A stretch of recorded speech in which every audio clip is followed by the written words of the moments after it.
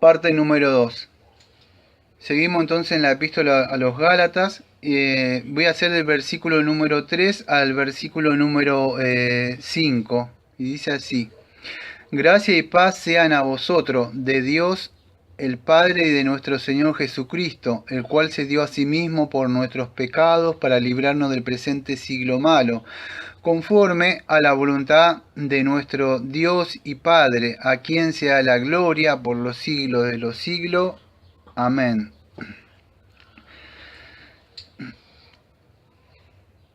Acá creo que es muy oportuno explicar esto, porque era un saludo que Pablo hacía, gracia y paz, o charis y shalom, o shalom. ¿Por qué? Porque la comunidad cristiana estaba conformada de griego, y eso era charis, o sea, gracia, ellos decían gracia, el saludo de ellos, y los otros decían shalom. Entonces saludaba a ambas partes. Pero más allá de eso tiene algo podríamos decir espiritual en el sentido, porque un mensaje ahí, porque aunque era un saludo típico de Pablo entre ellos, o sea, entre ellos, pero es importante entender, yo creo que viene al caso explicar esto, porque no puede haber paz si no hay gracia. Primero, el hombre está muerto en delito y pecado, entonces necesita de la gracia que Dios descienda. Entonces esa gracia, para tener gracia y paz sea con ustedes, pero para tener eso, yo quisiera que esto es como sintetizar el evangelio, porque se necesita la gracia de Dios sobre la persona, ese favor inmerecido que Dios le da al hombre, esa salvación por gracia por medio de la obra redentora que hizo expiación por nuestros pecados el Señor Jesucristo, esa obra, para poder tener la paz. ¿Qué es la paz? Es la reconciliación por medio para con Dios, que la ira ha sido aplacada. Entonces, gracia y paz yo creo que es un resumen, y viene eso, y es importante entender eso. Dice gracia y paz de Dios nuestro Padre y del Señor Jesucristo. Ahí vemos la salvación del Padre que manda al Hijo, y el Señor Jesucristo cumpliendo lo que se le habían comentado. Entonces es importante entender eso, gracia y paz, que se dio por nosotros, sigue diciendo, ¿no? El cual se dio a sí mismo por nuestros pecados para librarnos del presente. El Señor Jesucristo se dio a sí mismo, dio su vida, nadie le quitó la vida, Dios, el Señor la entregó. Entonces habían que entender todo esto, porque Pablo, con esa gracia y paz, Pablo predicaba el Evangelio de la gracia. Fíjese que en Hechos 15:11, en esa parte del concilio, el primer concilio, acuérdense que eran los judaizantes diciéndolo, que ellos tienen que hacer esto, aquello, tenían todo eso. Y Pablo y los otros que estaban así diciendo no. Y en una de esas partes, en el versículo 11 de Hechos 15, dice así, en el concilio de Jerusalén: antes creemos que por la gracia del Señor Jesús seremos salvos de aquel modo que ellos. Entonces, fíjese que ellos creían en eso. Fíjate, en otras partes también, Pablo decía así, en Hechos 20:24, pero de ninguna cosa hago caso, ni estimo preciosa mi vida para mí mismo, con tal de acabar mi carrera con gozo y el ministerio que recibí del Señor Jesucristo para dar testimonio de la gracia de Dios. Entonces Pablo predicaba ese evangelio, y el texto que tenemos acá hace casi más de 10 años, que por gracia soy salvo por medio de la fe, y esto no es de vosotros sino del Señor. O sea, entonces siempre el evangelio de la gracia. Pablo predicaba eso. Ahora Satanás siempre quiere, vamos a decir, socavar eso. Entonces, si socavaba vamos a decir, la autoridad de Pablo, ¿qué hacía? Este es el mensaje, el mensaje que traía Pablo, el mensajero Pablo, ese evangelio de la paz para reconciliación.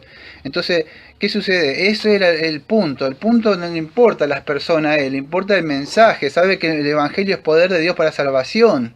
Entonces, acá no se trata de las personas que estaban tratando de cambiar de iglesia o irme para allá, para aquella congregación. Se estaban queriendo trasladar y cambiar de evangelio. Eso es lo importante, lo vas a decir, que Pablo se pone así. No es que decía, voy a otra iglesia. Bueno, amado, me parece bien, pero que tienen el verdadero evangelio.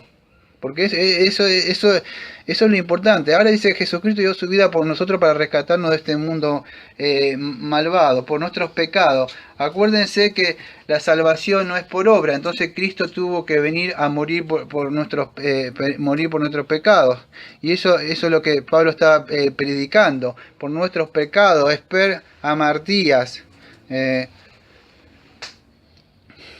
Entonces Pablo nos muestra eso, fijándose también explicando lo que sería en Levítico, también en Levítico 5:11, ahí la ofrenda por los pecados. O sea, acuérdese que el único que puede quitar el pecado es el Señor Jesucristo. No hay nada que le puedas añadir a la obra, cualquier obra que le puedas añadir es como olor horrendo, dice el Señor, es como trapo de menstruo, o sea, no sirve, el Señor no la acepta. Entonces, el Señor Jesucristo fue entregado por nuestros pecados, resucitó al tercer día para ser justificado.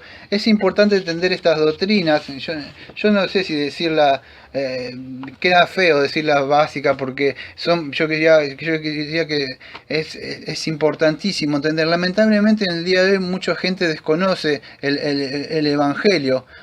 La persona debe creer que Cristo murió, que Cristo resucitó, creer que esa persona, Él también murió y resucitó al tercer día.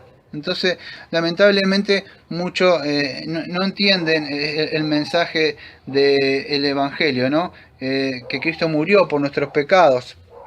Si yo me daría tiempo podría explicar el Evangelio, pero no me daría tiempo. Hay que explicarle con la ley, amado, ¿qué es el pecado? 1 Juan 3:4 dice que el pecado es infracción de la ley. Ahora, ¿qué infracción? Si yo te digo Jesús te ama, tiene un plan maravilloso para Dios, para ti, eres un pecador. ¿Qué? Yo no sé qué es un pecador. Transgredir la ley, ¿qué es transgredir la ley? Es pasar la ley, infringir la ley. Entonces, ¿qué es el pecado? Vos sos un infractor de esto. No que Jesús te ama. Vos sos un infractor de esto. Vos estás mal ante Dios. Eso dice la ley. Dice, vos sos un pecador. Bueno, ¿qué es la ley? Bueno, Juan dice que la ley es infracción de la ley. ¿Qué es la ley? Bueno, los 10 mandamientos. Le tengo que mostrar la naturaleza pecaminosa del pecado, la corrupción total que tiene la persona. O sea, que está mal, que Dios está airado. Pero después le muestro los otros atributos, la misericordia, el amor y la gracia. Pero él nunca va a poder apreciar y nunca va a correr a los pies de Cristo a clamar y a pedir, porque Él cree que si puede, en su libre albedrío, puede decidir o no. Entonces, Cristo murió para librarnos de este presente siglo malo. ¿Qué es malo ahí? Ahí es poneros. ¿Qué es? Viene de malo, de maligno. Creo que es en Primera de Juan, si no me equivoco, voy a chequear, en el capítulo 5, versículo 19, si no me equivoco. Sabemos que somos de Dios y que todo el mundo está puesto en maldad. Dice así. Entonces, ¿qué sucede? Satanás es el príncipe de este mundo. Es el que está acá. No es el dueño de este mundo. Pero él, como está hablando acá de rescatar, no es importante entenderlo, porque yo tendría que hablar de lo que hizo el Señor, que nos libró del rescate, que nos compró, de la redención, que Él pagó un precio, que dijo, consumado está, Padre, yo pagué acá en la cruz, mira, acá está todo. Entonces hay que entender que nos rescató, que nos pagó, no le podemos añadir nada. Lamentablemente hoy muy líderes religiosos quieren dominar a su congregación por medio de la ley y cosas. Más adelante vamos a ver que tampoco es un libertinaje, aunque en la carta de la libertad no quiere decir que puedo vivir como quiero, porque debo crecer en los frutos del Espíritu, vamos a ver más adelante. Pero esto es en la libertad del Espíritu, pero tampoco está apartado de la ley. Entonces hay que tener bien esto. Entonces nos libró el Señor Jesucristo. No es que nos sacó del mundo, porque si no nos formaríamos parte de este mundo. Estamos en este mundo, en lo que ya Él todavía no. Trigo y cizaña, estamos acá. Pero ¿qué sucede? Cristo nos libró ya de este siglo malo. Ha sido establecido ahora, vamos a decir, una nueva creación, como yo le digo, una nueva raza, o sea, son cristianos en Cristo Jesús. Y Cristo nos libró de este presente siglo malo. De siglo ahí, vamos a decir, no se refiere, vamos a decir, a un periodo de tiempo, sino al orden y sistema de cosas que está controlado por Satanás. en ese sentido. Ese siglo malo, no es sino es un orden o un sistema, un tiempo donde Satanás vemos que tiene controlado a las personas, las lleva así. ¿Nunca vieron esos celulares que andan así? Un dibujito que anda por ahí así, y van así en su mundo. Satanás lo tiene así, en la feria de la vanidad. Satanás le tomó la mente, Satanás le cauterizó, entonces los tiene atrapados, pero Cristo dice que nos libró de él, o sea, nos libró de este siglo, de este presente siglo malo. Ahora lo que hizo el Señor Jesucristo, yo no me acuerdo si lo tenía por acá anotado o no, pero creo que lo tengo por acá. Tenía anotado algo. Bueno, no lo tengo ahora. Después me lo voy a fijar. Voy a hablar de lo que es la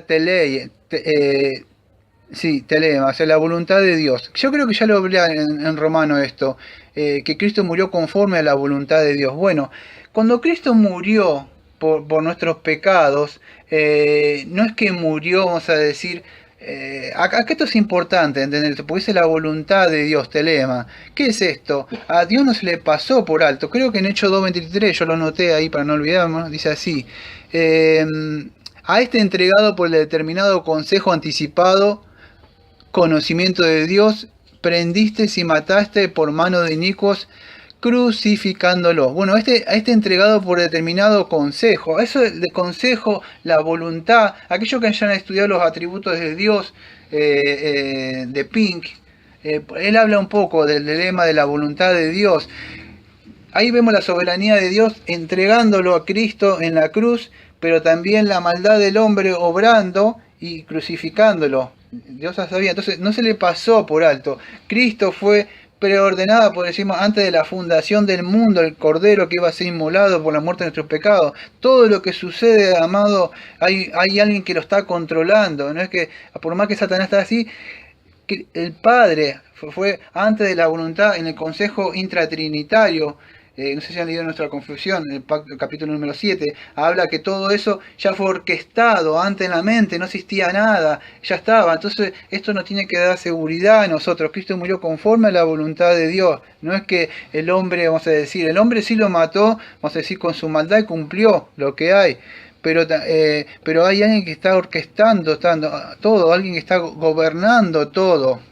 Y Cristo murió conforme a la voluntad del Padre. Creo que ese es en segunda, si me da el tiempo, segunda de Corintios, me parece que capítulo 5, versículo 21, porque al que no conoció pecado, lo hizo pecado por nosotros para que nosotros fuésemos hechos justicia de Dios en él. Entonces vemos que otra vez la justicia, la justificación, cómo el hombre puede estar delante de Dios, por obra, añadiéndole algo. No, amado, creíste en Cristo, y el Evangelio es para siempre. Creíste una vez, fuiste justificado, vas a ir pecando, vas a la cruz, y vas a la cruz, y vas a la cruz, y vas a la cruz. Y si no fuiste justificado, quedate mirando la cruz hasta cuando sientas que el Señor te libró de tu carga, de tu pecado, que sientas esa paz que sale de ti, esa yugo que tienes, te debes quedar mirando como Bunyan ahí. Entonces, eso es lo que Cristo hizo con nosotros. O sea, murió conforme a la voluntad del Padre. Y eso, en Juan 6, 28, 29 dijo así: entonces le dijeron, ¿qué debemos hacer para hacer las obras de Dios? Y fíjese, el Señor Jesucristo respondió esto. No dijo hacer esto y guardar esta cosa, sino dijo, esta es la obra de Dios que quiere. ¿Qué crea? Que creáis en aquel que ha enviado. Eso es lo que Dios manda. Esa es la obra que deben hacer. No le deben añadir nada. Creer, pero ¿qué debo creer? Debo creer en el Evangelio. Juan 20:21 dice, pero estas cosas fueron escritas para que creáis que Jesús es el Cristo, el Hijo de Dios, y para que creyendo tengáis vida eterna. Entonces Cristo nos libró de este presente siglo malo, para que ya no vivamos como antes estábamos viviendo. Esto fue conforme a la voluntad del Padre. Voy a aplicar algo por arriba, si me da tiempo. del Evangelio. El Evangelio, amado, en estos 2 minutos lo voy a explicarlo rápido. Comienza con los atributos de Dios. Debemos conocer por lo menos la santidad de Dios, la justicia de Dios, la ira de Dios, para poder explicar cómo el hombre puede ser justificado ante Dios. El hombre está mal, el hombre nació pecador, merece la ira de Dios, porque Dios es un santo, ninguna cosa impura entrará al cielo. Entonces, ¿cómo puede el hombre ser justificado para con Dios?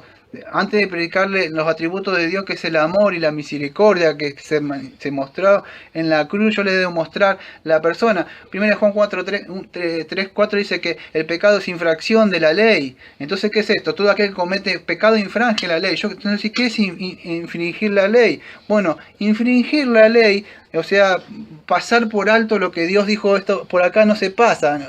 Y eso lo hizo en el pacto de obra, cuando viola lo que Dios le ha mandado. Y en ese sentido el hombre, creo que Romanos 5:12 dice que por la causa de un hombre entró el pecado. Entonces todos nacemos infractores de la ley. Nacemos con el pecado, transgredimos la ley, estamos destituidos de la presencia de Dios. No queremos agradar a Dios, nos queremos alejar, nos rebelamos ya por nuestra propia maldad. Somos totalmente depravados.